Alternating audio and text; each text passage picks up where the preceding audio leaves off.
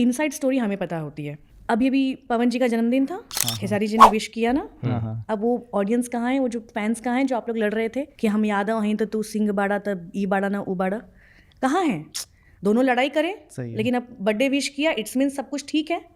और हमेशा से सब कुछ ठीक ही रहा है। ये सिर्फ जब गाना आता है, जब कुछ आता है, जब लगता है कि बहुत ठंडा चल रहा है मामला तो चलो कुछ कर लिया जाए, तो खेसारी जी किसको छेड़ेंगे? कौन है? एक ही हैं जिनको छेड़ सकते हैं, पवन जी। और पवन जी में भी काफ़ी पेशेंस हैं, वो झेलते रहते हैं और कभी मूड में आते हैं तो बक देते हैं कुछ ना कुछ। मतलब कोई मूवी या कोई गाना तो उससे पहले कि चल भाई लड़ लेते हैं थोड़ा सा ऐसे करते हैं? नहीं, पूछने की भी जरूरत नहीं इन दोनों को। अच्छा। हाँ, वो डायरेक्ट पवन जी भी जब उठते होंगे ना तो देखते होंगे क्या बोल दिया है।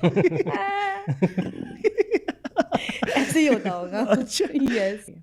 पवन सिंह और अक्षरा के बीच का भी बहुत बड़ा मामला चलता रहा बहुत पुरानी हो गई बात। लेकिन दर्शक आज भी देख रहे हैं उसको। मैं इनके टॉपिक पे कभी बात नहीं करती। अच्छा। क्योंकि मैं पवन